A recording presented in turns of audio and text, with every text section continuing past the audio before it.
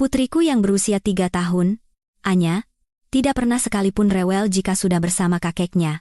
Namun suatu hari, didorong rasa penasaran, saya diam-diam membuka pintu kamarnya dan seketika terduduk lemas di tempat. Pemandangan mengerikan yang terhampar di depan mata adalah penyebabnya. Nama saya Citra. Saya menganggap diri saya seorang ibu yang cukup modern, yang percaya bisa menyelesaikan semua masalah pengasuhan anak dengan pengetahuan dan kesabaran. Suami saya, Bima, juga seorang ayah yang luar biasa baik. Kami selalu bersama dalam perjalanan membesarkan putri pertama kami, Anya. Anya yang mungil adalah dunia kami. Di siang hari, putri kami benar-benar seorang malaikat.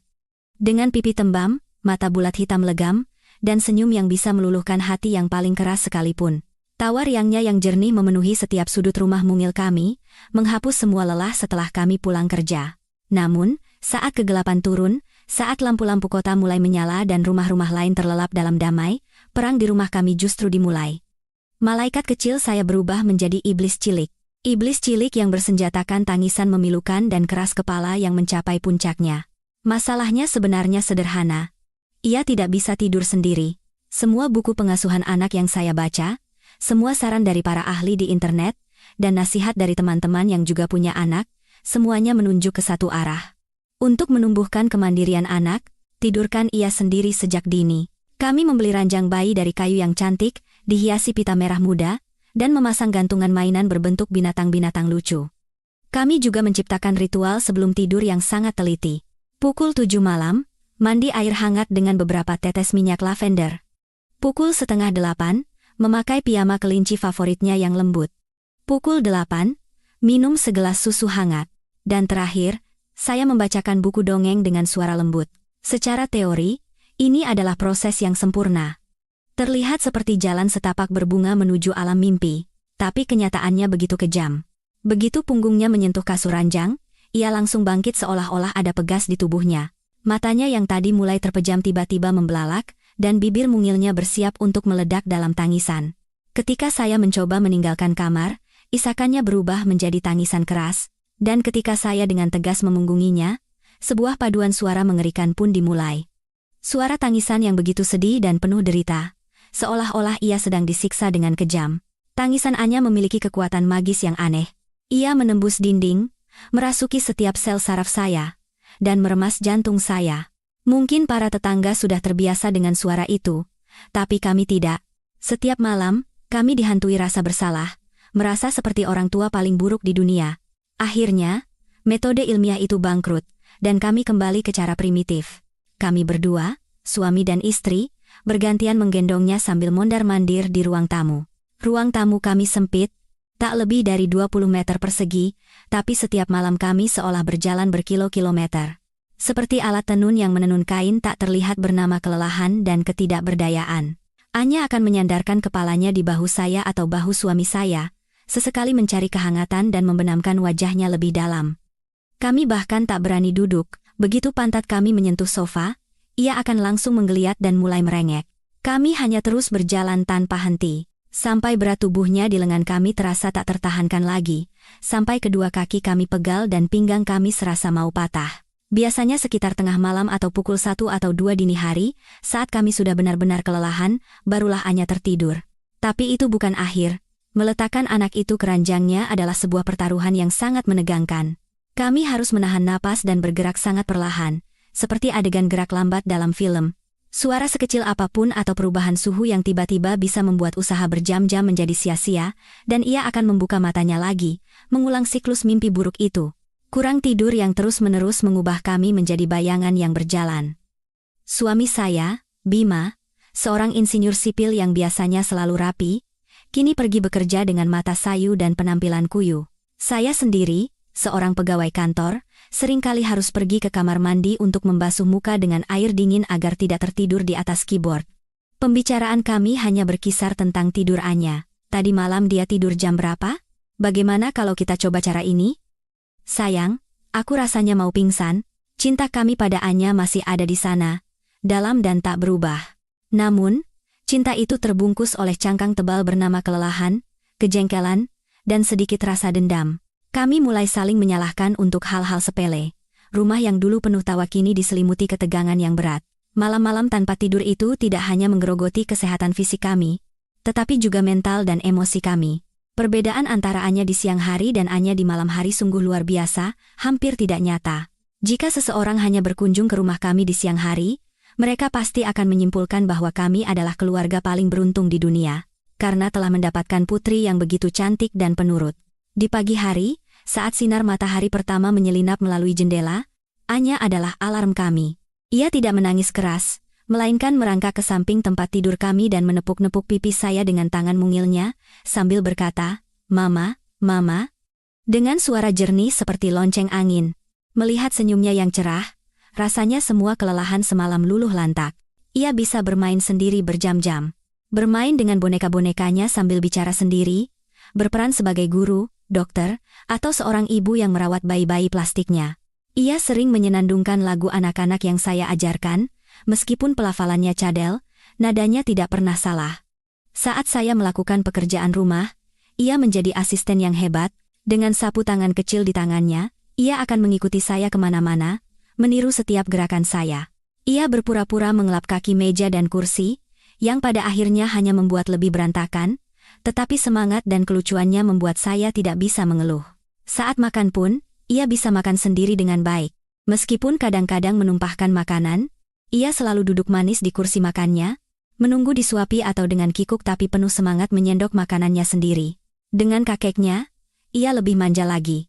Ia suka duduk di pangkuan kakeknya, mendengarkan cerita-cerita zaman dulu yang mungkin tidak menarik bagi anak-anak sekarang. Ia akan memainkan janggut putih kakeknya, bermain dengan kerutan di dahinya, dan tertawa cekikikan. Melihat momen-momen itu, hati saya dipenuhi kebahagiaan. Saya berjanji pada diri sendiri, selama ada saat-saat damai ini, saya rela menanggung penderitaan apapun. Namun, seperti hukum alam yang tak terbantahkan, saat matahari terbenam, sihir itu pun pudar. Cinderella saya kehilangan pesonanya, bukan sepatu kacanya. Begitu pukul 7 malam tiba, saat persiapan tidur dimulai, tombol iblisnya seolah menyala. Anak yang tadinya tertawa riang entah kemana, digantikan oleh anak yang penuh amarah dan rengekan. Segalanya bisa menjadi penyebab tangisan. Air mandi yang sedikit terlalu panas, ia menangis. Piyama kelinci hari itu tidak sesuai seleranya, ia menangis. Susu yang kurang manis, ia menangis. Saat di buku dongeng ada adegan serigala memakan nenek, ia menangis karena takut, seolah-olah semua inderanya menjadi ratusan kali lebih sensitif, dan kesabarannya menguap bersama sinar matahari. Ranjang bayi kayu yang kami beli dengan penuh harapan kini tak lebih dari sebuah penjara di matanya. Hanya dengan melihatnya saja, ia mulai meronta-ronta. Sambil mengayunkan kedua kakinya di udara, ia berteriak, enggak mau diranjang." Saat saya menggendongnya, saya bisa merasakan otot-otot di sekujur tubuhnya menegang. Bukan lagi tubuh yang lembut dan hangat, melainkan gumpalan keras yang dipenuhi perlawanan. Kadang-kadang, dalam keputusasaan, saya pernah begitu saja meletakkannya di ranjang dan meninggalkan kamar. Sambil menenangkan diri, aku harus kuat. Dia akan berhenti menangis sebentar lagi, tapi saya salah. Tangisannya tidak menunjukkan tanda-tanda akan mereda, malah intensitas dan kesedihannya semakin menjadi-jadi. Ia berpegangan pada pagar ranjang, seluruh tubuhnya bergetar, dan berteriak sampai serak, "Mama, Mama." Setiap kali seperti itu. Belum sampai beberapa menit, saya pasti menyerah. Saat saya mengangkat tubuh mungilnya yang basah oleh air mata dan keringat karena ketakutan dan amarah, hati saya terasa seperti tercabik-cabik. Kontras yang ekstrem ini membuat saya bingung. Saya tidak bisa memahami anak saya. Apakah ada yang salah dengan cara saya mengasuhnya? Apakah ia punya masalah psikologis? Saya mencari berbagai gejala di internet. Krisis anak usia 3 tahun, gangguan tidur anak, bahkan masalah-masalah yang lebih serius. Semakin banyak saya membaca, semakin besar kecemasan saya, dan semakin dalam rasa ketidakberdayaan saya. Bima mencoba menenangkan saya. Anak-anak kan memang begitu. Nanti juga akan baik-baik saja seiring waktu. Namun, ia sendiri tidak bisa menyembunyikan raut lelah dan putus asanya. Ia sering melontarkan lelucon pahit, di rumah kita ada 2 anak, anak siang hari, dan anak malam hari. Aku sangat mencintai anak siang hari, tapi jujur saja, aku sedikit takut pada anak malam hari. Lelucon suami saya tidak bisa membuat saya tertawa. Itu hanya semakin menegaskan kenyataan pahit dan berat yang kami hadapi. Hidup terus berjalan dalam roda yang melelahkan dan sulit itu. Siang berganti malam, dan malam berganti menjadi siang yang lain. Kami seperti tentara yang setiap malam pergi ke medan perang dan kembali di pagi hari dengan penampilan kuyu layaknya prajurit yang kalah. Kesabaran manusia ada batasnya, dan batas kami sudah hampir tercapai. Dan situasi terburuk datang pada suatu senja di akhir musim penghujan, saat angin musim dingin pertama membawa udara dingin dan lembab. Bima pulang kerja dengan demam tinggi dan batuk parah. Karena ia jarang sekali sakit, saat ia tumbang, saya langsung tahu bahwa situasinya serius. Saya bergegas memasak bubur ayam, membuat teh jahe, dan memberinya obat penurun panas. Tapi flu kali ini benar-benar ganas. Suami saya mengigau sepanjang malam, tubuhnya sepanas api. Saya terjaga semalaman merawatnya, mengganti kompres di dahinya secara berkala dan merebus air minum untuknya. Tentu saja, iblis kecil di rumah kami tidak memberi keringanan hanya karena ayahnya sakit. Anya tetap menangis meraung-raung sesuai jadwalnya. Saya sendirian, kebingungan di antara dua pasien, satu besar dan satu kecil. Sambil menggendong Anya mondar-mandir di kamar, pikiran saya kusut seperti benang ruwet, dan telinga saya terpaku pada suara napas suami saya yang berat. Malam itu terasa abadi. Menjelang fajar, demam Bima sedikit turun, tetapi ia masih sangat lemas. Karena begadang semalaman ditambah rasa khawatir, kepala saya pusing dan seluruh tubuh saya terasa berat seperti kapas. Saya memaksakan diri untuk bangun menyiapkan sarapan, tetapi saat turun dari tempat tidur, pusing itu menyerang. Pandangan saya menjadi gelap, dan saya langsung terduduk di lantai. Saya juga tertular flu, demam saya tidak setinggi Bima, tetapi disertai sakit kepala yang hebat dan nyeri otot yang membuat saya tidak punya tenaga sama sekali. Kami berdua, pilar keluarga ini, kini hanya bisa terbaring berdampingan di tempat tidur, saling menatap tanpa daya. Kami bahkan tidak punya kekuatan untuk mengambil segelas air minum sendiri, namun, ujian terbesar masih menanti. Di ruang tamu, ada seorang anak kecil yang bermain sendirian, sesekali memanggil, "Ayah, Mama." Untungnya, Anya masih sehat dan penuh energi. Tapi justru kesehatannya itulah yang menjadi beban yang tak tertanggungkan bagi kami saat ini. Siapa yang akan memberinya makan? Siapa yang akan bermain dengannya? Dan yang terpenting, siapa yang akan menidurkannya malam ini? Seharian itu, kami seperti mayat hidup. Ayah Bima, mertua saya, adalah satu-satunya penyelamat kami. Bapak datang tanpa banyak bicara, membawakan belanjaan, memasak semanci besar bubur untuk seluruh keluarga, dan menenangkan serta merawat Anya. Tapi Bapak sudah tua, dan kesehatannya tidak seperti dulu lagi. Melihat Bapak yang tak henti-hentinya bergerak, mengurus anak dan menantunya yang sakit sambil menjaga cucunya yang aktif, rasa bersalah dan kasihan yang mendalam menyelinap di hati saya. Seharusnya kami yang muda menjadi sandarannya, tapi kami malah menjadi beban. Saat malam tiba, teror yang akrab itu kembali datang. Kali ini, berkali-kali lipat lebih kuat. Demam saya dan Bima mulai naik lagi. Kami terbaring di tempat tidur, mendengarkan rengekan Anya dari ruang tamu, tak bisa berbuat apa-apa. Suara tangisannya seperti ribuan jarum yang menusuk kepala kami, membuat sakit kepala semakin parah. Saya mencoba memaksakan diri untuk bangun, tetapi baru beberapa langkah, saya harus bersandar di dinding dan terengah-engah. Kondisi Bima lebih parah. Ia sibuk terbatuk-batuk, wajahnya memerah padam. Kami saling berpandangan. Di mata kami berdua, terpancar keputusasaan yang mendalam. Mungkin ini adalah momen paling tak berdaya sejak kami menjadi orang tua. Kami gagal. Gagal total. Kami tidak bisa merawat putri kecil kami sendiri. Saya menutupi wajah dan menangis. Air mata panas mengalir di pipi saya yang juga panas karena demam. Itu adalah air mata ketidakberdayaan, air mata kelelahan yang telah lama menumpuk, dan air mata ketakutan akan apa yang akan terjadi malam ini. Ayah mertua saya, yang kami panggil Bapak, tinggal bersama kami sejak Anya lahir. Meskipun tinggal bersama, keberadaan Bapak di rumah begitu senyap sehingga kadang-kadang saya sampai lupa akan kehadirannya. Bapak berbeda dari kakek nenek lain yang saya kenal. Beliau bukan tipe yang selalu mengitari cucu-cucunya, merawat mereka, atau terus-menerus memberikan nasihat yang terkadang sudah ketinggalan zaman. Bapak adalah orang yang pendiam, dan hampir tidak pernah berbicara. Seringkali dalam sehari, beliau tidak mengucapkan lebih dari 10 kalimat. Kata-katanya selalu singkat dan padat. "Bapak ke pasar, makan sudah siap?"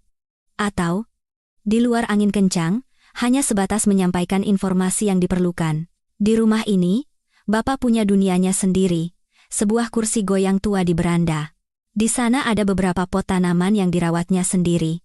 Setiap pagi, Bapak bangun sangat pagi, menyeduh setekok teh, dan duduk di sana, diam-diam memandangi jalanan yang memulai hari baru. Bapak membaca koran, bukan berita internet yang berisik di ponsel pintar, melainkan koran kertas yang masih berbau tinta. Kadang-kadang, dengan peralatan tukangnya, beliau sibuk memperbaiki kipas angin yang rusak atau stop kontak yang longgar. Semua barang rusak di rumah akan kembali normal setelah disentuh tangannya. Bapak melakukan semuanya dalam diam, tanpa pernah pamer atau berharap ada yang tahu. Seringkali saat saya pulang kerja, rumah sudah bersih, cucian sudah kering, dan makan malam sudah siap. Jika saya bertanya, beliau hanya akan melambaikan tangan dan mengalihkan pembicaraan. Dalam hal mengasuh Anya pun, Bapak hampir tidak pernah ikut campur.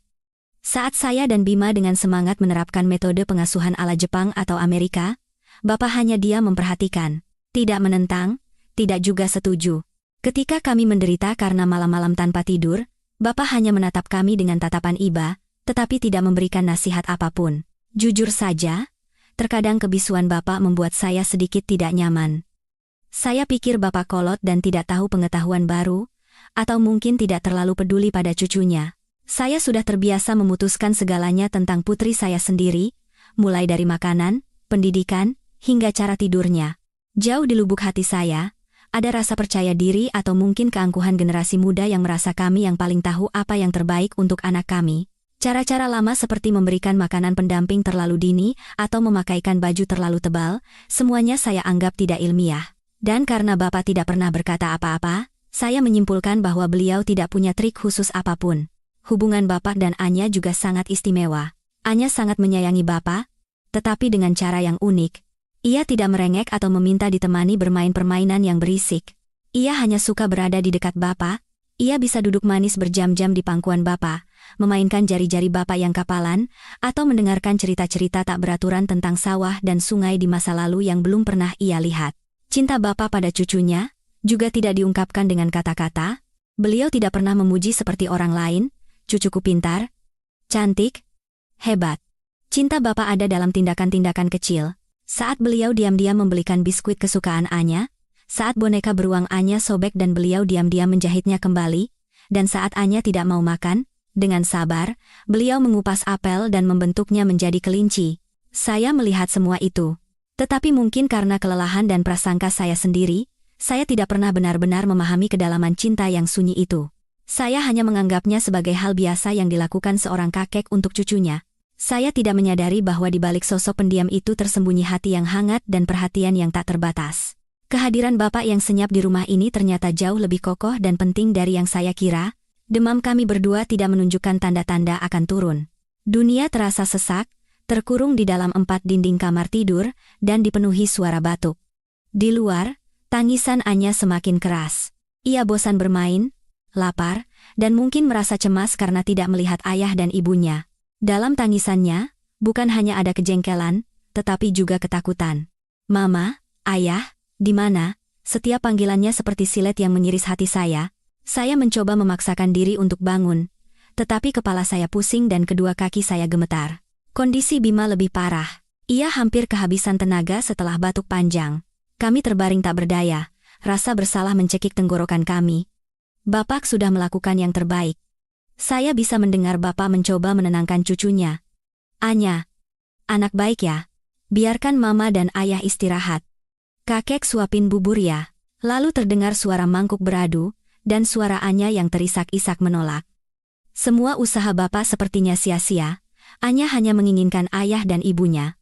Ikatan darah dan kebiasaan dirawat setiap hari tidak mengizinkan adanya pengganti lain, bahkan jika itu adalah kakek yang sangat ia cintai. Tangisannya semakin menjadi-jadi, bercampur dengan suara mainan yang dibanting ke lantai. Anak berusia 3 tahun itu sedang menunjukkan kemarahannya, berdemonstrasi dengan caranya sendiri. Dalam keadaan setengah sadar karena demam, saya merasa pintu kamar tidur sedikit terbuka. Siluet kurus Bapak muncul dengan latar cahaya, wajahnya tidak terlihat jelas. Bapak berdiri ragu-ragu di ambang pintu untuk waktu yang lama, hanya terdengar helaan napasnya yang pelan. Kamar itu sunyi, hanya ada suara napas kami yang berat dan tangisan tak henti dari luar. Saya pikir Bapak hanya akan memeriksa keadaan kami lalu keluar lagi dengan diam-diam. Tapi tidak. Bapak masuk dan mendekati tempat tidur kami. Beliau menatap saya dan Bima dengan tatapan penuh kekhawatiran. Akhirnya, Bapak angkat bicara. Suaranya rendah dan sedikit serak, tetapi dalam keheningan yang menyesakan itu, suaranya terdengar sangat jelas. Sepertinya malam ini, biar Bapak yang tidurkan Anya. Kata-kata Bapak membuat saya terkejut. Kesadaran saya yang kabur karena demam seolah tersentak. Apa saya tidak salah dengar? Bapak, yang usianya mendekati 70 tahun dan seumur hidupnya tidak pernah begadang menenangkan anak, akan merawat iblis kecil kami? Kejutan itu segera berubah menjadi keraguan dan kekhawatiran. Bagaimana Bapak bisa menanganinya? Anya akan mengganggu Bapak semalaman?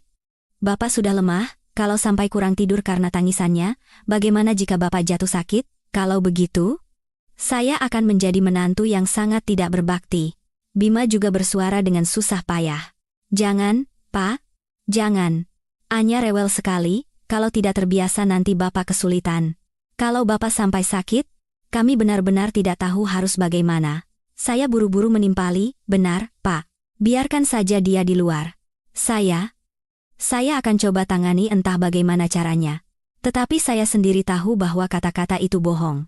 Saya tidak punya kekuatan lagi untuk berusaha. Bapak tetap berdiri tenang di tempatnya. Tidak berdebat, tidak menjelaskan. Beliau hanya menatap kami, lalu menoleh sekali lagi ke arah pintu. Tempat tangisan Anya terdengar memilukan. Lalu, dengan satu kalimat singkat namun penuh bobot, beliau membungkam semua penolakan kami. Kalian urus badan sendiri saja tidak bisa. Bagaimana mau urus anak? Serahkan saja pada Bapak. Dan tanpa memberi kami kesempatan untuk bereaksi, beliau berbalik dan keluar. Saya mendengar suara Bapak mengangkat Anya, suara Anya yang meronta-ronta memberontak lalu perlahan mereda. Dan kemudian, saya mendengar suara pintu kamar Bapak ditutup. Rumah itu tiba-tiba menjadi sunyi senyap. Keheningan yang begitu mendadak ini justru membuat saya cemas. Berbagai skenario mengerikan terbayang di kepala saya. Anya akan menangis sampai serak. Bapak tidak akan bisa menenangkannya dan mungkin akan marah atau memarahinya. Atau lebih buruk lagi, Bapak akan menyerah dan membawanya kembali kepada kami. Saya dan Bima saling menatap dengan mata penuh kekhawatiran.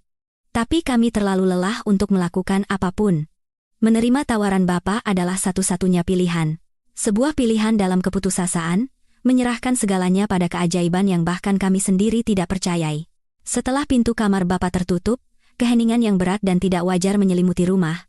Karena sudah terbiasa dengan tangisan Anya setiap malam, keheningan ini justru membuat saya cemas, bahkan takut. Saya berbaring di tempat tidur, menatap langit-langit dengan hampa, dan menajamkan telinga. Saya menunggu. Menunggu ledakan tangisan yang familiar itu merobek kedamaian palsu ini. 1 menit, 5 menit, 10 menit berlalu, tidak ada apa-apa. Hanya suara detak jam dinding, desau angin samar di luar jendela, dan napas teratur Bima di samping saya. Sayang, kamu dengar sesuatu? Bisik saya, memecah keheningan. Bima menggeliat dan berkata dengan suara serak karena batuk, tidak. Sepi sekali, aneh. Apa Anya ketiduran karena terlalu lelah? Atau, jangan-jangan ada apa-apa? Kekhawatiran dalam diri saya mulai membesar. Anak yang menangis begitu hebat tidak mungkin tiba-tiba menjadi setenang ini. Pikiran bahwa ia mungkin dimarahi sampai takut untuk menangis, atau sesuatu yang lebih buruk terjadi, mulai menghantui saya. Imajinasi seorang ibu yang sedang sakit dan lelah mulai melukiskan gambaran-gambaran mengerikan. Saya membayangkan Bapak membentak Anya karena terlalu marah, dan Anya menjadi ketakutan. Atau mungkin Bapak menggunakan cara-cara lama yang tidak saya ketahui yang bisa melukai hati anak itu. Saya tidak tahan lagi. Saya bangkit dari tempat tidur. Tidak bisa, aku harus melihatnya. Bima menahan lengan saya. Sayang, kamu masih demam. Coba kita percaya saja pada Bapak. Bapak kan lebih menyayangi Anya daripada kita. Tidak mungkin beliau melakukan hal yang menyakitinya. Kata-kata Bima ada benarnya, tetapi tidak bisa meredakan kecemasan saya. Saya berbaring lagi, tetapi hati saya gelisah.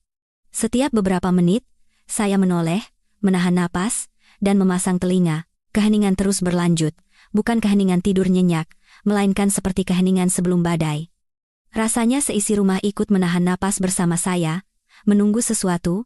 Saya melirik ponsel di kepala tempat tidur, memastikan nada deringnya diatur paling keras. Saya sudah siap mental, bahwa sebentar lagi Bapak akan menelepon atau mengetuk pintu, dan pasien yang familiar itu akan diserahkan kembali kepada kami. Tapi tidak ada telepon, tidak ada ketukan. Waktu berjalan lambat, 30 menit, 1 jam, lalu 2 jam berlalu. Akhirnya, demam dan kelelahan mengalahkan kekhawatiran. Kelopak mata saya terasa berat. Mungkin kata-kata Bima benar. Mungkin saya terlalu khawatir. Anya bisa saja tertidur karena lelah merengek seharian atau karena berada di tempat asing. Atau mungkin, Bapak benar-benar punya trik ajaib yang tidak kami ketahui. Apapun alasannya. Keheningan ini adalah hadiah yang sangat berharga bagi kami saat ini.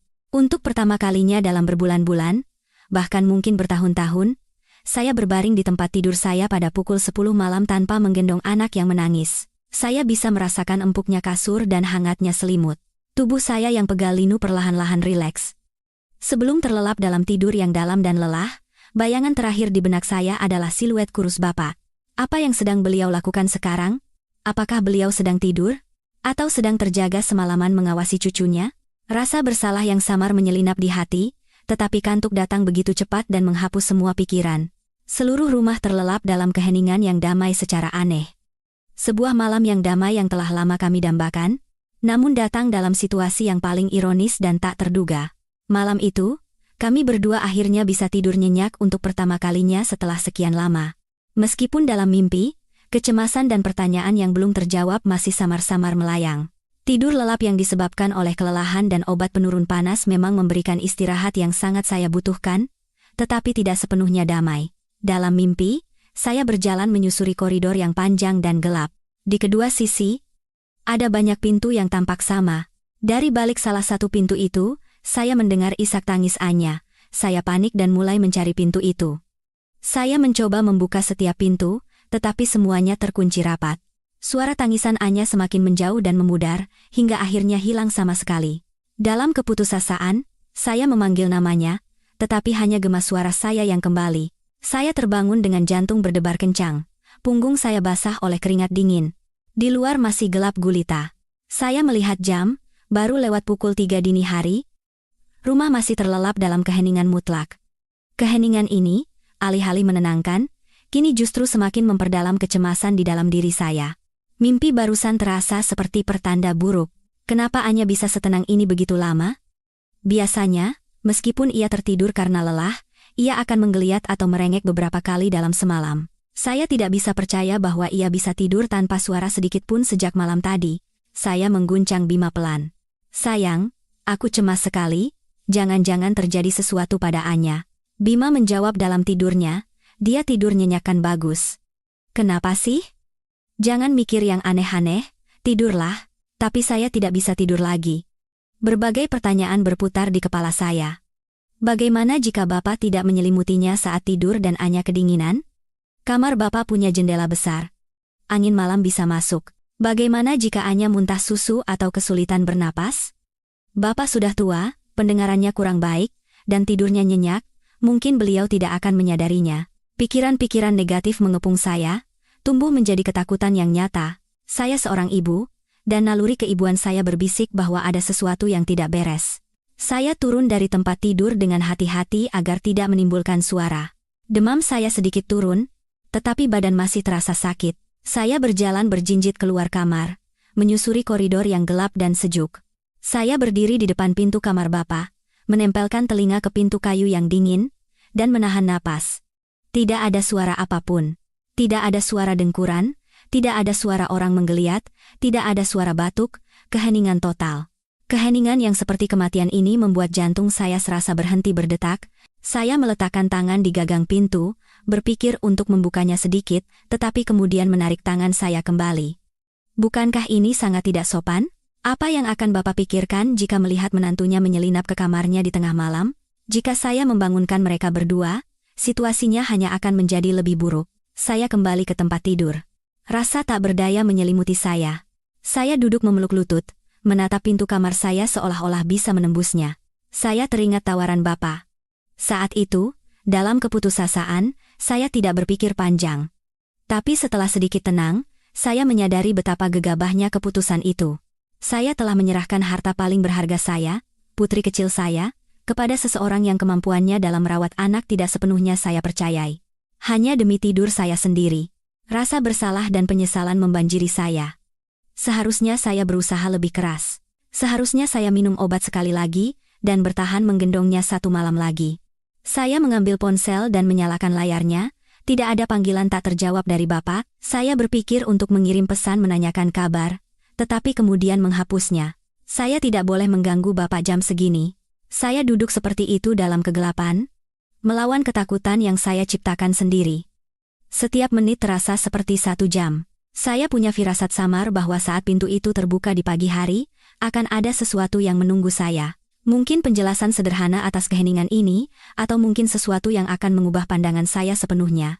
Campuran antara kecemasan dan firasat membuat beberapa jam terakhir malam itu menjadi siksaan mental yang panjang dan melelahkan. Akhirnya, kegelapan pekat mulai berganti menjadi cahaya fajar yang samar. Sejak terbangun pukul 3, saya hampir tidak tidur sama sekali. Demam saya mulai naik lagi, tetapi pikiran saya anehnya jernih dan tegang. Begitu suara-suara kehidupan pertama terdengar suara motor di jalan, teriakan pedagang keliling saya langsung bangkit. Saya tidak bisa menunggu 1 menit pun lagi. Sayang, bangun. Kita harus ke kamar Bapak. Saya mengguncang Bima. Mungkin karena tidur nyenyak, Bima terlihat jauh lebih segar. Melihat ekspresi panik saya, ia pun bergegas bangun. Kami keluar kamar tanpa suara, berjinjit. Udara pagi terasa dingin, dan rumah masih sunyi. Jantung saya berdebar kencang, antara harapan dan ketakutan. Kami berdiri di depan pintu kamar Bapak. Bima menarik napas dalam-dalam, lalu mengetuk pintu dengan ringan. Pak, sudah bangun? Tidak ada jawaban. Ia mengetuk lagi, sedikit lebih keras. Masih hanya keheningan yang menakutkan. Saat itu, semua ketakutan dalam diri saya mencapai puncaknya. Tanpa ragu lagi, Bima memegang gagang pintu dan membukanya dengan hati-hati. Saat pintu berdiri terbuka, sebuah pemandangan terhampar di depan mata kami, pemandangan yang membuat kami berdua membeku di tempat. Kamar Bapak sangat sederhana. 1 tempat tidur, 1 lemari tua, dan 1 meja kecil. Sinar matahari pagi yang redup masuk melalui jendela, menyinari tempat tidur tempat kakek dan cucunya berada. Iblis kecilku, Anya. Anak yang tidak pernah bisa tidur tenang bahkan selama 30 menit di ranjang bayinya sendiri, kini terlelap begitu nyenyak seperti malaikat. Ia berbaring miring, pipinya merona merah, dan sudut bibirnya sedikit terangkat seolah sedang bermimpi indah. Napasnya teratur dan lembut. Salah satu pipinya bersandar pada sesuatu yang awalnya tidak saya kenali. Tetapi yang lebih mengejutkan kami adalah posisi Bapak. Beliau tidak berbaring. Beliau duduk. Bapak bersandar pada sandaran kepala tempat tidur yang keras, kepalanya terkulai ke dada, dan matanya terpejam. Seolah sedang tertidur dalam posisi duduk, Bapak masih mengenakan pakaian rumah yang sama seperti semalam, yang sudah usang dan pudar warnanya. Wajahnya menunjukkan kelelahan yang luar biasa. Kerutannya tampak lebih dalam, dan lingkaran hitam tebal menghiasi bawah matanya. Bapak duduk tak bergerak. Posisi yang terlihat sangat tidak nyaman dan tidak wajar. Kami berdiri menahan napas, takut mengeluarkan suara sekecil apapun yang bisa membangunkan mereka. Pemandangan ini damai, namun sangat aneh. Kenapa Bapak tidur sambil duduk? Kenapa beliau tidak berbaring dengan nyaman di samping cucunya? Anya terlihat sangat tenang, tetapi posisi Bapak seolah sedang menahan sesuatu. Saya mencoba melihat lebih dekat untuk mencari tahu apa yang terjadi. Dan pandangan saya berhenti pada lengan kanan Bapak. Lengan itu tidak terjulur seperti lengan kirinya, juga tidak dilipat di dada. Lengan itu terentang lurus di atas tempat tidur, dan kepala Anya sepenuhnya bersandar di atasnya. Benda yang menjadi sandaran pipi anakku adalah lengan kakeknya. Seluruh tubuhku seakan membeku. Arus listrik mengalir di punggungku. Saya mulai menyadari sebuah kebenaran yang samar namun begitu kuat. Saya menoleh ke Bima. Ia juga sedang menatap lekat-lekat lengan ayahnya. Ekspresinya berubah dari keheranan, menjadi kengerian, dan akhirnya menjadi haru yang tak terlukiskan. Kami telah membayangkan banyak skenario. Anya menangis, Bapak kesulitan, atau mereka berdua tidur berdampingan. Tetapi pemandangan ini seorang kakek tua yang tertidur dalam posisi duduk paling tidak nyaman sepanjang malam demi menjadi bantal untuk cucu perempuannya tidak pernah kami bayangkan sekalipun. Ini melampaui semua logika dan metode pengasuhan ilmiah yang saya tahu. Ini adalah sesuatu dari dimensi yang sama sekali berbeda. Kami berdiri terpaku di ambang pintu, tidak bisa mengalihkan pandangan dari pemandangan aneh di atas tempat tidur itu. Semua suara lenyap, hanya tersisa gambaran yang sunyi namun begitu berat itu. Semakin saya perhatikan, semakin banyak detail kecil namun penting yang terlihat. Pakaian yang dikenakan Bapak bukanlah piyama, melainkan celana katun usang dan kaos oblong, pakaian sehari-hari. Itu berarti Bapak tidak sempat berganti piyama, atau sengaja mengenakannya agar bisa bangun kapan saja. Bahkan dalam tidurnya, wajah Bapak menunjukkan kesabaran dan sedikit ketegangan. Bibirnya terkatup rapat, dan dahinya sedikit berkerut. Ini bukan tidur orang yang sedang beristirahat, melainkan tidur ayam seorang penjaga yang siap siaga kapan saja. Tapi detail yang paling memikat saya tetaplah lengan kanan Bapak yang menjadi bantal bagi Anya. Saya melihat jari-jari Bapak sedikit menekuk, dan buku-buku jarinya memutih karena menahan tekanan dalam waktu lama. Bahkan dari tempat saya berdiri, urat-urat biru yang menonjol di punggung tangan dan lengan bawahnya terlihat jelas. Lengan itu benar-benar diam, kokoh dan tak bergerak seperti sebatang kayu. Kepala Anya terbenam dalam di lengan Bapak, dan rambutnya yang lembut menutupi sebagian lengan itu. Anak itu terlihat sangat nyaman dan aman. Sesekali, ia menggesekkan kepalanya ke bantal itu, seperti anak kucing yang mencari kehangatan. Angin sepoi-sepoi dari jendela menggerakkan gorden, dan seberkas sinar matahari pagi jatuh tepat di wajah Bapak. Beliau sedikit menggeliat dan perlahan membuka matanya. Untuk beberapa detik pertama, tatapannya terlihat kabur. Tetapi kemudian ia menyadari keberadaan kami di ambang pintu. Raut kaget melintas di wajahnya, dan ia segera menunduk melihat Anya. Setelah memastikan cucunya masih tertidur lelap, ia menghela napas lega. Bapak mencoba bergerak, mungkin untuk menarik lengannya, tetapi kemudian mengurungkannya, takut membangunkan cucunya. Beliau hanya menggerakkan sedikit punggungnya yang kaku, mencoba mencari posisi yang sedikit lebih nyaman. Bima angkat bicara. Suaranya tercekat. "Pa." Bapak mengangkat jari telunjuk tangan kirinya ke bibir, memberi isyarat agar kami diam. Lalu, dengan gerakan mata, ia menyuruh kami keluar. Kami mengerti maksudnya, dan berusaha tidak menimbulkan suara sedikit pun saat menutup pintu dengan pelan. Setelah keluar ke ruang tamu, kami masih belum pulih dari keterkejutan. Bima terduduk di sofa dan membenamkan wajah di kedua tangannya. Ia tidak berkata apa-apa, tetapi saya bisa melihat bahunya bergetar. Saya mondar-mandir di ruangan, mencoba mencerna apa yang baru saja saya lihat. Misteri malam yang anehnya damai itu telah terpecahkan, tetapi jawabannya memberikan kejutan yang lebih besar daripada pertanyaannya. Tidak ada sihir. Tidak ada trik pengasuhan ajaib. Hanya ada seorang kakek tua dari daging dan tulang yang menjadikan tubuhnya sebagai ranjang dan bantal untuk cucunya. Bapak telah duduk seperti itu sepanjang malam. Dari saat ia membawa Anya ke kamarnya hingga pagi hari, selama berjam-jam. Saya mulai merangkai semuanya. Keheningan mendadak setelah Bapak menutup pintu. Fakta bahwa Anya tidak pernah menggeliat sekalipun sepanjang malam. Semua itu karena anak itu telah mendapatkan apa yang ia butuhkan. Sesuatu yang tidak akan pernah bisa diberikan oleh ranjang bayi mahal atau ritual tidur ilmiah. Yaitu rasa aman yang mutlak, kehangatan tubuh manusia, dan kekokohan. Bapak mungkin tidak menenangkannya atau menyanyikan lagu Nina Bobo. Mungkin beliau tidak melakukan apa-apa. Beliau hanya ada di sana, menjadikan dirinya bagian dari tidur cucunya. Bapak menanggung rasa sakit lengan yang kebas, pegal, dan kelelahan yang luar biasa untuk membeli kedamaian bagi seluruh keluarga. Sebuah pengorbanan sunyi yang begitu besar hingga saya tidak bisa mempercayai mata saya. Dan kami, orang tua muda yang selalu bangga dengan pengetahuan dan cara-cara modern kami, tidak tahu apa-apa, malah dipenuhi kecurigaan dan kekhawatiran yang salah. Kebenaran ini seperti tamparan keras bagi keangkuhan saya. Saat berdiri di tengah ruang tamu, tiba-tiba sebuah ingatan lama melintas di benak saya.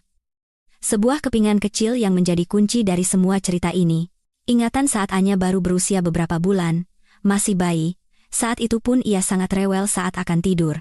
Saya pernah membaca di suatu tempat bahwa kontak kulit ke kulit memberikan rasa aman pada bayi dan membuatnya tidur nyenyak. Jadi, untuk beberapa malam pertama, saya menidurkannya di atas dada saya. Tapi posisi itu sangat berbahaya. Saya selalu takut akan menindihnya saat saya tertidur. Lalu saya menemukan satu hal. Anya akan tidur sangat nyenyak jika ia berbaring dengan bantal lengan saya atau lengan Bima. Ia akan membenamkan kepalanya di lekukan siku dan menggenggam erat lengan bawah orang dewasa dengan satu tangannya, lalu tertidur. Kami mempertahankan kebiasaan itu untuk sementara waktu, tapi itu benar-benar siksaan yang mengerikan. Lengan yang menjadi bantal itu akan cepat sekali mati rasa. Rasanya seperti digerayangi ribuan semut. Seluruh lengan menjadi berat dan kebas karena aliran darah tidak lancar. Saat ingin menarik lengan, kami harus melakukannya dengan sangat perlahan dan hati-hati selama puluhan menit. Dan jika bergerak sedikit saja terlalu kasar, Anya akan langsung terbangun dan menangis. Beberapa bulan kemudian, kedua lengan kami menderita nyeri kronis. Saya terkena sindrom lorong karpal, dan Bima mengalami peradangan otot. Kami harus menjalani fisioterapi, dan dokter memperingatkan bahwa jika kami tidak segera menghentikan kebiasaan itu, bisa terjadi kerusakan permanen pada lengan kami, Itulah alasan kami memutuskan untuk menidurkan Anya di ranjang bayinya. Kami pikir kami melakukan hal yang benar, demi kesehatan kami sendiri dan kemandirian anak. Kami mencoba menggantikan lengan kami dengan bantal empuk dan boneka binatang lucu, tapi kami melupakan satu hal. Atau sengaja mencoba melupakannya, bahwa yang diinginkan anak itu bukanlah kelembutan, melainkan sesuatu yang hidup. Ia membutuhkan kehangatan, detak kehidupan, dan rasa kokoh yang diberikan oleh lengan orang yang dicintainya, yang tidak bisa digantikan oleh apapun. Seluruh perang tidur selama 2 tahun terakhir, semua malam tanpa tidur, semua air mata dan kelelahan, ternyata berasal dari kebutuhan naluriah yang sederhana ini. Dan Bapak, entah bagaimana, mengetahuinya.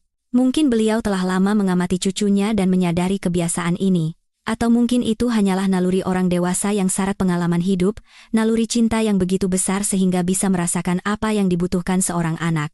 Saat kami, orang tuanya, menyerah karena rasa sakit dan lelah, seorang kakek tua dengan kesehatan yang menurun justru dengan rela menanggung siksaan itu. Bapak tidak hanya memberikan bantal lengan untuk cucunya, beliau melakukannya dalam posisi duduk.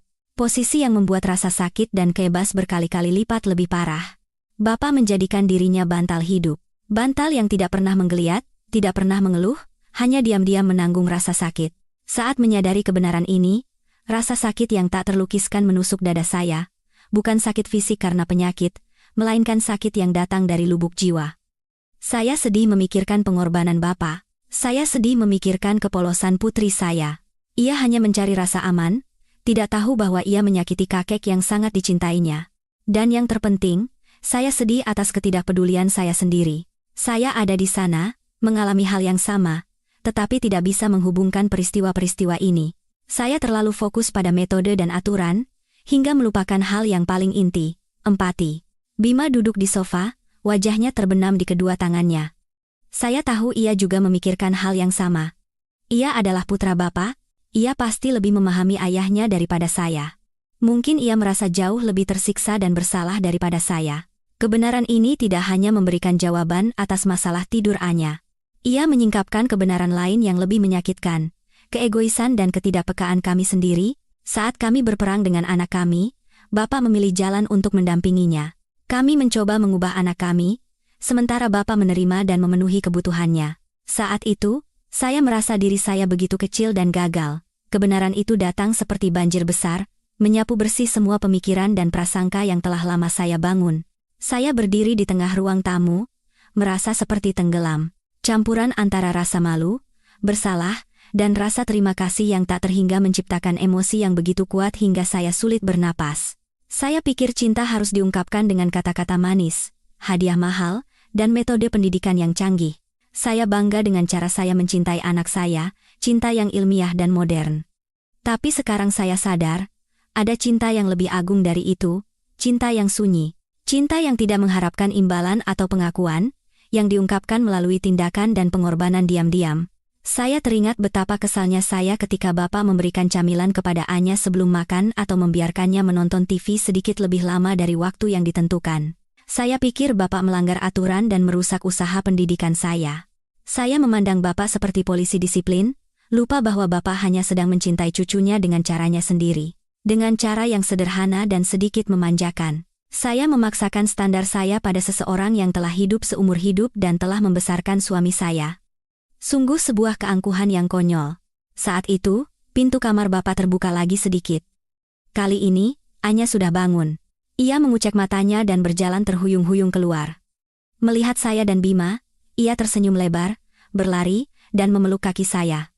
Mama, suara jernih dan senyum cerahnya tidak berbeda dari biasanya. Tapi di mata saya sekarang, sosoknya tumpang tindih dengan pengorbanan Bapak. Bapak menyusul keluar. Langkahnya sedikit goyah. Beliau memijat lengan kanannya dengan tangan kirinya. Sebuah gerakan yang sangat wajar, tetapi meremas jantung saya. Wajah Bapak masih tenang, hanya sedikit kelelahan yang terlihat. Bapak melihat kami dan Anya bergantian, lalu tersenyum ramah. Sudah bangun, ya? Pasti lapar. Bapak buatkan susu dulu. Bapak berkata dengan suara seperti biasa, seolah tidak terjadi apa-apa. Saat Bapak hendak berbalik, Bima bergegas bangkit dan mendekatinya. "Pa, duduk saja, istirahat. Biar saya yang buat." Suara Bima hampir pecah. Ia memapah bahu ayahnya dan mendudukkannya di sofa. Bapak tampak sedikit terkejut dengan tindakan putranya. Sambil melambaikan tangan, beliau berkata, "Tidak apa-apa. Cuma duduk sebentar saja kok. Sebentar bagi Bapak adalah malam yang panjang, penuh dengan rasa sakit dan kebas." Mendengar kata-kata Bapak, saya tidak tahan lagi. Air mata panas mulai mengalir di pipi saya, bukan karena sedih, bukan juga karena bahagia. Saya menangis karena haru, terima kasih, dan rasa malu. Air mata yang meledak saat saya menyadari bahwa keajaiban yang selama ini saya cari tidak ada di buku pengasuhan anak atau para ahli manapun. Keajaiban itu ada di rumah saya sendiri, dalam wujud seorang kakek tua yang pendiam. Cinta tanpa syarat dari Bapak adalah keajaiban terbesar. Keajaiban yang tidak berisik atau mencolok, tetapi memiliki kekuatan untuk menenangkan anak yang menangis dan membangkitkan kembali sebuah keluarga yang diambang kelelahan. Cinta itu tidak perlu diucapkan, hanya bisa dirasakan dengan hati, dan hari ini, untuk pertama kalinya, hati saya bisa merasakannya sepenuhnya. Sepanjang hari itu, kepala saya dipenuhi emosi yang campur aduk, demam saya masih ada, tetapi rasa bersalah di hati saya beberapa kali lipat lebih panas. Saya duduk di tempat tidur, memandangi ruang tamu. Anya sedang bermain dengan gembira bersama kakeknya. Ia polos, seolah tidak terjadi apa-apa. Ia tidak tahu penderitaan apa yang telah kakeknya alami untuknya semalam, mungkin itu lebih baik. Tapi sebagai ibu yang menyaksikan semuanya, hati saya sama sekali tidak tenang. Hari ini, setiap gerakan Bapak terasa seperti jarum di hati saya. Saya melihat Bapak sesekali memijat bahu dan lengan kanannya dengan tangan kirinya. Saya juga melihatnya tanpa sadar meringis saat mencoba mengangkat tangannya tinggi-tinggi untuk mengambil mainan cucunya. Jelas sekali, lengan Bapak sangat sakit, sisa dari malam yang panjang dan tak bergerak itu. Tapi setiap kali saya bertanya, "Pak, tidak apa-apa?" Bapak hanya tersenyum dan melambaikan tangan, "Tidak apa-apa. Sudah tua memang begini, kadang-kadang linu." Bapak sedang berbohong. Berusaha menyembunyikan pengorbanannya agar kami tidak khawatir atau merasa bersalah. Keluhuran hatinya itu membuat saya merasa semakin kecil dan egois. Saya teringat saat-saat di mana saya marah dan kesal pada suami saya hanya karena ia tertidur sejenak saat giliran jaga. Saya juga teringat saat-saat di mana saya menyalahkan anak saya, dalam hati mengeluh mengapa ia begitu sulit dan rewel. Saya hanya memikirkan kelelahan dan rasa sakit saya sendiri. Saya menganggapnya sebagai beban. Tapi Bapak, dengan rela memikul beban itu tanpa sepatah kata pun keluhan. Bagi Bapak, itu bukan beban, melainkan cinta. Rasa malu terbesar datang dari ketidaktahuan dan ketidakpedulian saya terhadap orang yang telah melahirkan suami saya. Saya tinggal satu atap dengan Bapak, makan di meja yang sama, tetapi tidak pernah benar-benar memahaminya. Saya melabeli Bapak sebagai orang yang ketinggalan zaman dan sulit didekati, dan mengizinkan diri saya untuk mengabaikan pendapat atau perasaannya. Saya tidak pernah meluangkan waktu untuk berbicara dan bertanya tentang masa lalunya, tentang kesulitan yang mungkin beliau alami saat membesarkan Bima. Saya hanya melihat seorang lelaki tua yang pendiam dan kesepian, tidak menyadari bahwa di balik kebisuan itu tersembunyi harta karun berupa pengalaman hidup, kesabaran, dan cinta mendalam yang tidak ditunjukkan. Wajah saya memanas saat teringat saat-saat kami berbisik-bisik mengeluhkan malam-malam tanpa tidur kami, sementara Bapak ada di dekat kami. Beliau pasti mendengar semuanya. Beliau pasti menyaksikan ketidakberdayaan dan kelelahan kami. Tawaran Bapak bukanlah tindakan impulsif. Itu adalah hasil dari pengamatan dan empati yang panjang. Bapak tahu harga diri orang muda seperti kami, jadi beliau tidak menyalahkan atau menasihati. Sebaliknya, beliau memilih tindakan sunyi yang lebih kuat dari ribuan kata. Saat makan siang, ketika Bima sedang memasak di dapur, saya menghampirinya. "Sayang," kata saya ragu-ragu, aku merasa seperti menantu yang sangat jahat." Bima mematikan kompor dan berbalik, tatapannya juga berat. "Aku juga sama. Kita terlalu cuek pada Bapak. Aku yang salah karena terlalu memaksakan metode dari buku," lanjut saya dengan suara penuh penyesalan. "Aku hanya mencoba membuat anak kita menjadi anak dari buku, lupa bahwa ia adalah manusia nyata dengan kebutuhannya sendiri. Dan, aku tidak menghormati Bapak." Bima memeluk saya. "Ini bukan salahmu sendiri, aku juga sama. Kita terlalu sibuk dengan kehidupan kita sendiri sampai melupakan orang paling berharga yang ada di samping kita. Hari ini, Bapak telah memberi kita pelajaran yang sangat besar. Sebagai seorang ibu, sebagai seorang menantu, hati saya dipenuhi campuran rumit antara cinta, rasa terima kasih, dan penyesalan yang mendalam. Saya tahu permintaan maaf dengan kata-kata saja tidak cukup, perubahan harus dimulai dari lubuk hati. dari tindakan. Pelajaran yang Bapak berikan kepada saya bukanlah trik menidurkan anak. Itu adalah pelajaran tentang cinta, pengorbanan, dan bagaimana seharusnya kita hidup.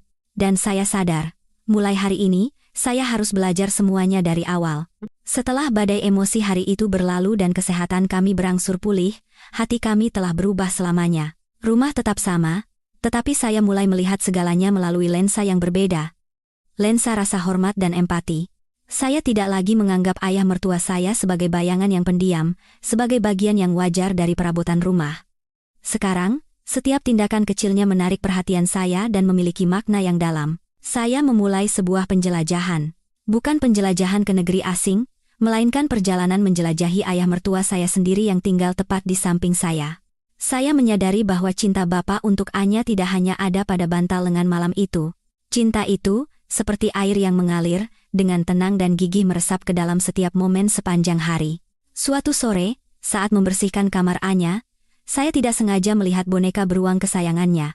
Boneka usang ini adalah hadiah ulang tahun pertamanya, dan telah melalui banyak pertempuran imajiner dan amukan kesal bersama Anya.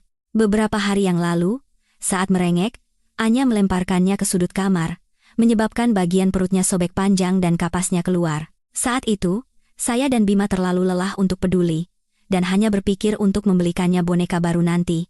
Tetapi sekarang, saat saya mengangkat boneka beruang itu, saya terkejut. Bekas sobekan itu telah hilang, dan di tempatnya ada jahitan tangan yang rapi dan teratur.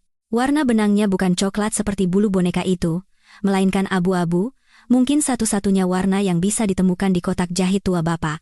Jahitannya tidak serapi mesin jahit. Terlihat kekikukan seorang pria tua, yang mungkin penglihatannya sudah mulai kabur. Tapi justru ketidaksempurnaan itulah yang membuat hidung saya perih. Saya membayangkan Bapak, setelah menidurkan cucunya, di bawah lampu yang remang-remang, memakai kacamata bacanya, dengan telaten menjahit boneka itu jahitan demi jahitan. Bapak tidak ingin teman lama cucunya dibuang begitu saja. Beliau ingin menyambungkannya kembali, sama seperti beliau yang diam-diam sedang menjahit kedamaian keluarga kami. Saya menemukan lebih banyak lagi. Makanan Anya selalu disiapkan secara khusus oleh Bapak. Jika saya memasak sup ikan, Bapak akan dengan sabar duduk dan memisahkan setiap duri terkecil, memastikan cucunya tidak akan pernah tersedak. Jika ada jeruk, beliau tidak hanya mengupas kulitnya, tetapi juga dengan teliti membuang serat-serat putih tipis yang menempel di bulirnya, sehingga hanya bagian termanis dan paling berair yang diberikan kepada cucunya. Dulu, saya mungkin akan menganggapnya terlalu rewel dan tidak perlu. Tapi sekarang, saya mengerti bahwa itu bukan kerewelan, melainkan perhatian mendalam yang datang dari keinginan agar orang yang dicintai tidak mengalami ketidaknyamanan sekecil apapun. Hubungan mereka berdua pun terlihat semakin jelas di mata saya. Anya seolah merasakan kehangatan dan keamanan mutlak yang terpancar dari Bapak. Ia suka membawa buku dongengnya ke kursi goyang. Bukan untuk dibacakan, melainkan hanya untuk duduk di pangkuan kakeknya, menyandarkan kepalanya di dada beliau, dan membalik halaman bukunya sendiri. Sesekali ia menunjuk sebuah gambar dan bergumam, "Kek, ini apa?" Bapak tidak akan langsung menjawab, melainkan akan melihat gambar itu dengan saksama, lalu menjelaskannya dengan kata-kata paling sederhana. Ada komunikasi khusus di antara mereka yang melampaui kata-kata. Sebuah kepercayaan dan komunikasi keluarga yang tidak perlu dibuktikan. Melihat mereka duduk bersama di beranda yang disinari matahari, yang tua dan yang muda, yang pendiam dan yang cerewet, saya pikir itu adalah lukisan paling indah dan damai di dunia. Tindakan-tindakan cinta sunyi dari Bapak menenun jaring tak terlihat yang membungkus masa kecil putri saya, dan bahkan menghangatkan hati saya yang telah mendingin karena kelelahan. Beberapa hari kemudian, kesehatan kami berdua telah pulih sepenuhnya. Kehidupan di rumah perlahan kembali ke jalur normal, tetapi dengan satu perubahan besar, malam yang damai. Sejak malam yang menentukan itu, Anya terus tidur bersama kakeknya. Saya dan Bima tidak berani mengusulkan untuk mengembalikannya ke ranjang bayinya. Di satu sisi, trauma malam-malam mengerikan itu masih tersisa, dan di sisi lain, kami tidak ingin merusak kedamaian yang sedang dinikmati anak itu. Namun, jauh di lubuk hati, satu pertanyaan terus mengganjal. Rasa penasaran yang bercampur dengan keinginan untuk mengungkapkan rasa terima kasih yang sebesar-besarnya. Saya ingin mendengar rahasia itu langsung dari mulut Bapak. Saya memutuskan untuk memulai dari Bima. Suatu malam, saat kami sedang menonton TV, saya menoleh ke arahnya dan bertanya sealamiah mungkin, "Sayang, aku penasaran dari kemarin, Bapak punya rahasia apa ya? Hebat sekali. Kamu kan anaknya. Coba tanyakan pada Bapak bagaimana caranya bisa menidurkan Anya dengan begitu mudah. Bima mengalihkan pandangannya dari layar dan menatap saya. Ia terdiam sejenak, lalu menghela napas pelan. Kamu benar-benar pikir ada rahasia? Tadi sore aku sudah tanya. Mata saya berbinar. Benarkah? Apa kata beliau? Beliau hanya tersenyum, lanjut Bima. Katanya, apa serunya tidur sama kakek-kakek? Dia tidur karena bosan saja, mana ada rahasia. Lalu beliau langsung ganti topik, tanya bagaimana pekerjaan di kantor. Beliau tidak mau membicarakannya, sayang. Apa yang kita tahu sudah cukup. Jangan bertanya lagi. Saya sedikit kecewa dengan jawaban Bima, tetapi sekaligus lebih memahami karakter ayah mertua saya. Bapak tidak ingin mendapatkan pengakuan atas jasanya. Tapi saya tidak menyerah. Mungkin Bima bertanya dengan cara yang salah, pikir saya. Biar saya coba. Keesokan harinya, saya memilih waktu ketika Bapak sedang sendirian di beranda menyirami tanamannya. Saya membawakannya secangkir teh hangat. Pak, minum teh hangat dulu. Cuaca mulai dingin, Bapak harus jaga kesehatan. Bapak menerima cangkir teh itu, mengangguk, dan tersenyum.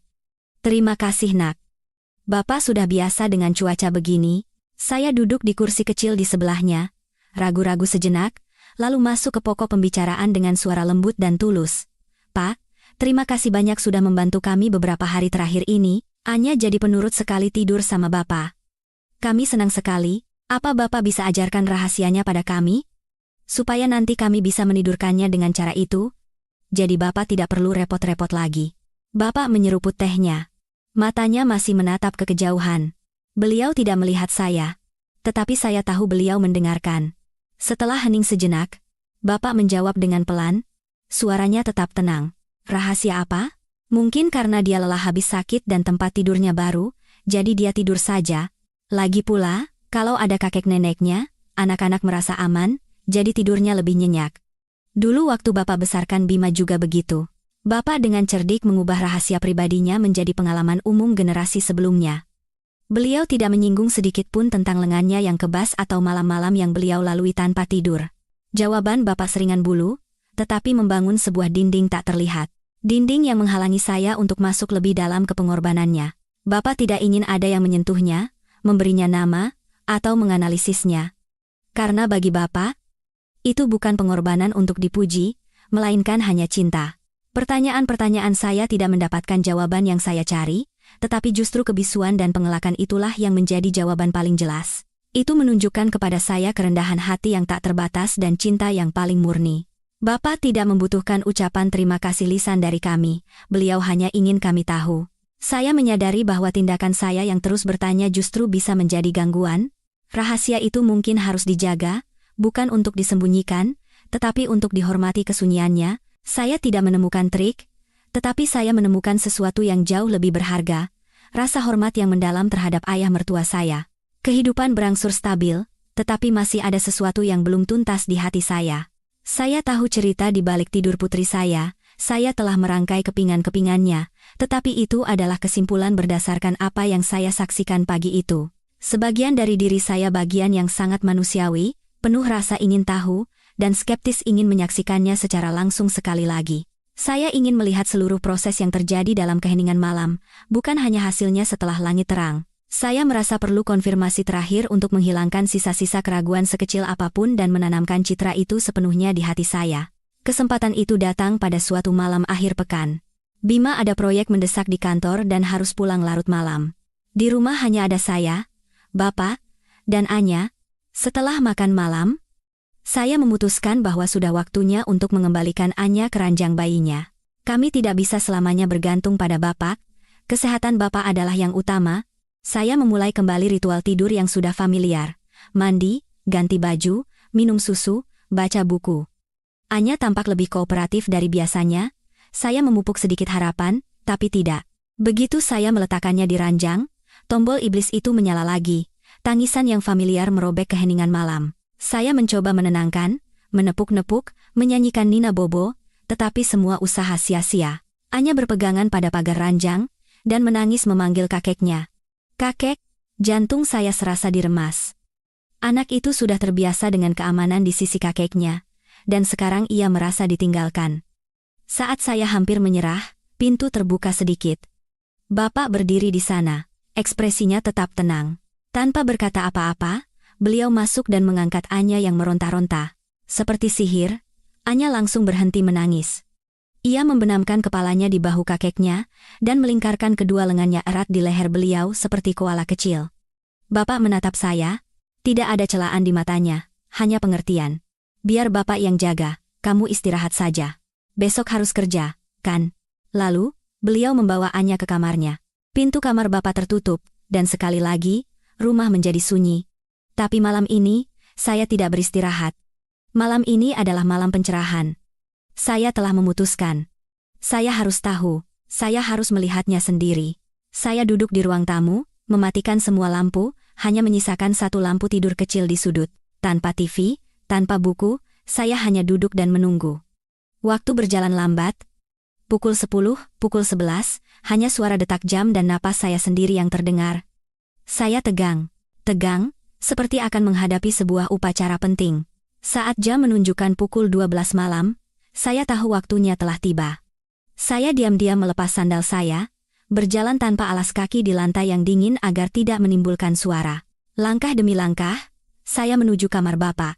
Koridor gelap gulita, hanya diterangi cahaya bulan samar dari jendela. Jantung saya berdetak semakin cepat. Bukan karena takut, melainkan rasa hormat, seolah akan memasuki tempat suci. Saya berdiri di depan pintu kamar bapak, menempelkan telinga. Dari dalam, hanya terdengar napas putri saya yang teratur dan samar. Ia sudah tertidur lelap, saya menarik napas dalam-dalam, dan meletakkan tangan saya yang gemetar di gagang pintu. Saya memutarnya sangat perlahan agar tidak berbunyi klik. Pintu terbuka, celah kecil yang cukup untuk mengintip ke dalam. Malam ini, saya akan menjadi saksi bisu dari cinta yang sunyi. Melalui celah pintu yang sempit, sebuah pemandangan yang tenang seperti lukisan terhampar, diterangi oleh cahaya bulan yang lembut menyelinap dari jendela. Kamar bapak lebih gelap dari yang saya duga, tetapi mata saya perlahan beradaptasi dengan kegelapan, dan semuanya mulai terlihat jelas. Anya terlelap di tempat tidur. Bibirnya yang mungil dan bulu matanya yang panjang bergetar ringan setiap kali ia bernapas. Ia berbantalkan lengan kanan bapak, lengan yang terentang kokoh seperti dahan pohon ek tua. Dan bapak. Beliau duduk persis dalam posisi yang sama seperti yang saya lihat pada pagi yang menentukan itu. Punggungnya tegak bersandar pada sandaran kepala tempat tidur kayu yang keras, tanpa bantal apapun. Masih dengan pakaian rumahnya, kepalanya terkulai ke dada, seolah tertidur karena kelelahan. Cahaya bulan menyinari rambutnya yang mulai memutih, membuatnya bersinar keperakan. Dalam kegelapan, wajah bapak tampak lebih letih, dan kerutan waktu terlihat lebih dalam, tetapi anehnya, ada aura ketenangan yang terpancar. Kali ini, bukan lagi kejutan atau keterkejutan. Saya menatap pemandangan itu dengan segenap hati dan jiwa saya. Saya melihat bagaimana bahu bapak menegang, menahan agar tubuhnya tidak miring ke satu sisi, tangan kirinya diletakkan di atas lutut, jari-jarinya sedikit menekuk seolah menahan rasa tidak nyaman. Saya hampir bisa merasakan bagaimana darah berjuang mengalir melalui lengan kanannya, bagaimana rasa kebas mulai dari ujung jari merambat ke lengan bawah, hingga ke bahu. Rasa seperti digerayangi semut, rasa sakit yang samar yang pernah saya dan Bima alami, kini sedang dialami oleh seorang pria tua mendekati 70 tahun. Setiap malam, dalam keheningan, saya berdiri terpaku di tempat. Tanpa sadar, air mata mengalir membasahi pipi, tetapi saya tidak berani mengeluarkan isakan sekecil apapun. Saya tidak ingin merusak momen sakral ini. Ini bukan lagi seorang kakek yang menjaga cucunya. Ini adalah sebuah monumen cinta dan pengorbanan. Bapak telah menjadikan tubuhnya yang tua dan lelah sebagai benteng yang kokoh, sebagai tempat peristirahatan yang damai bagi cucu perempuannya. Di dalam benteng itu, tidak ada tangisan, tidak ada ketakutan, hanya ada mimpi-mimpi manis. Angin sepoi-sepoi bertiup, menggerakkan gorden, dan cahaya bulan menerangi wajah Anya lebih terang. Ia menggeliat dan membenamkan dirinya lebih dalam ke lengan kakeknya. Secara refleks, tubuh bapak sedikit tersentak, tetapi lengan kanannya tetap sama sekali tidak bergerak. Beliau takut gerakan sekecil apapun akan mengganggu tidur cucunya. Bapak sedang berjuang melawan refleks alami tubuhnya, melawan kantuk, dan melawan rasa sakit. Hanya untuk menjaga bantal hidup itu tetap tenang. Saya telah mendapatkan jawaban yang saya cari. Jawaban yang tidak diucapkan, tetapi lebih kuat dari penjelasan apapun. Sosok seorang kakek yang duduk tegak di tengah malam, menidurkan cucunya dengan lengannya yang kebas. Citra ini akan terpatri selamanya di hati saya. untuk mengingatkan saya seumur hidup tentang keagungan cinta yang sunyi dan pengorbanan tanpa pamrih. Dengan tangan yang masih gemetar, saya menutup pintu dengan pelan. Saya berbalik dan berjalan pergi, tetapi hati saya tertinggal di kamar itu, di samping kakek dan cucunya. Malam ini, bukan hanya putri saya, tetapi juga jiwa saya yang telah lama dilanda badai, akhirnya menemukan kedamaian. Setelah kembali ke kamar, saya tidak langsung tidur. Saya duduk di dekat jendela, memandangi langit malam yang berbintang, dan merenungkan apa yang baru saja saya saksikan. Malam pencerahan itu tidak hanya memberi saya konfirmasi fakta, ia mengubah saya dari lubuk keberadaan saya yang paling dalam. Sebelumnya, saya melihat dunia melalui lensa rasionalitas, melalui logika hitam putih yang saya pelajari dari buku. Menidurkan anak sendiri itu benar, menggendong dan memanjakannya itu salah. Saya meragukan, bahkan sedikit meremehkan, kebisuan ayah mertua saya sebagai ekspresi ketidakpedulian kuno. Sekarang, semua pikiran dan prasangka negatif itu lenyap seperti kabut pagi. Pencerahan yang saya dapatkan bukan hanya sekadar tahu apa yang Bapak lakukan, tetapi memahami mengapa beliau melakukannya. Bapak melakukannya bukan karena tidak tahu cara-cara modern. Beliau melakukannya karena cintanya tidak mengenal syarat dan aturan. Itu adalah aliran alami. Cinta yang mengalir ke tempat yang membutuhkan penghiburan, yang mengisi kekosongan rasa takut hanya dengan kehadirannya.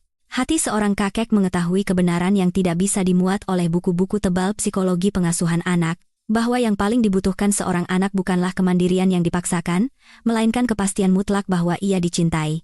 Perubahan dalam diri saya tidak berhenti di pikiran, tetapi mulai menyebar ke tindakan. Keesokan paginya, ketika Bapak keluar dari kamar, saya tidak lagi menatapnya dengan campuran rasa bersalah dan penasaran, melainkan dengan rasa hormat dan cinta yang tulus. Saya mulai memperhatikan kebutuhan-kebutuhan kecil Bapak. Saya menyadari bahwa beliau suka minum teh di pagi hari, tetapi teko airnya sudah tua dan tidak bisa menjaga panas dengan baik. Sore itu, saya langsung membeli termos baru, yang terbaik, agar teh Bapak selalu hangat. Sebuah tindakan kecil, tetapi merupakan awal dari perhatian tulus yang seharusnya sudah saya berikan sejak lama. Saat makan, saya tidak lagi mengomel ketika Bapak menyuapi Anya sepotong daging yang menurut saya agak berlemak. Sebaliknya, saya yang lebih dulu mengambilkan lauk kesukaan Bapak dan bertanya apakah masakannya cocok di lidahnya. Saya mulai lebih banyak berbicara dengan Bapak. Bukan lagi tentang rahasia, melainkan tentang hal-hal sehari-hari, tentang kesehatannya, tentang kenangan masa lalunya. Saya ingin menebus tahun-tahun di mana saya, dengan ketidakpedulian saya, telah membangun dinding tak terlihat di antara kami. Bima juga menyadari perubahan saya dan ikut berubah. Sepulang kerja, ia tidak lagi tenggelam dalam ponsel atau komputernya, melainkan menghabiskan lebih banyak waktu mengobrol dengan ayahnya. Ia membelikan suplemen untuk sendi ayahnya dan meletakkannya diam-diam di atas meja. Suasana di rumah kami berangsur-angsur menghangat. Tidak ada lagi ketegangan yang menyesakkan, tidak ada lagi keluhan tentang malam tanpa tidur. Yang ada adalah perhatian, sapaan, dan tawa. Semuanya dimulai dari pemahaman. Pemahaman bahwa cinta sejati bukanlah tentang memaksakan apa yang menurut kita benar, melainkan tentang belajar mendengarkan dan merasakan dengan segenap hati. Beberapa minggu setelah malam pencerahan itu, pada suatu hari Minggu pagi yang cerah, saya memutuskan untuk melakukan sesuatu. Rasa terima kasih dan hormat saya kepada ayah mertua saya semakin besar setiap harinya, dan saya merasa perhatian diam-diam saja tidak cukup. Saya harus mengatakannya, saya harus memberitahukan betapa kami memahami dan menghargai pengorbanannya. Tapi bagaimana caranya? Bagi orang yang pendiam dan rendah hati seperti Bapak, kata-kata yang muluk-muluk dan basa-basi justru akan membuatnya tidak nyaman. Kata-kata itu harus datang dari hati, sederhana, tapi tulus. Pagi itu, seperti biasa, Bapak bangun sangat pagi dan sudah duduk di beranda dengan teko tehnya. Bima dan Anya masih tidur. Saya diam-diam ke dapur, bukan untuk menyiapkan sarapan, melainkan untuk merebus air. Saya menuangkan segelas air hangat, tidak terlalu panas, tidak terlalu dingin, suhu yang pas untuk langsung diminum. Saya tahu orang tua suka memulai hari dengan segelas air hangat untuk menenangkan perut. Saya membawa gelas itu dengan kedua tangan dan perlahan berjalan ke beranda. Bapak duduk di kursi goyangnya yang familiar, diam-diam memandangi kota yang masih setengah tertidur. Melihat saya, beliau sedikit terkejut. Tumben sudah bangun nak. Kenapa tidak tidur lagi? Saya tersenyum, mendekat, dan menyodorkan gelas itu. Iya, Pak. Ini saya buatkan air hangat untuk Bapak. Katanya bagus untuk kesehatan. Bapak menatap saya dan gelas itu bergantian, ragu-ragu sejenak, akhirnya beliau menerimanya, dan jari-jarinya yang kapalan menyentuh tangan saya dengan ringan, anehnya terasa hangat. Bapak tidak langsung meminumnya, hanya memegang gelas itu di telapak tangannya. Saya menarik napas dalam-dalam, mengumpulkan keberanian. Saya menatap lurus ke mata Bapak, mata yang berkerut di sudutnya tetapi masih jernih dan ramah. Suara saya sedikit bergetar, tetapi sangat jelas. Pak, terima kasih atas semua jerih payah Bapak selama ini, kami benar-benar menghargainya. Saya tidak mengatakan, terima kasih sudah menjaga Anya, atau terima kasih sudah menidurkan Anya.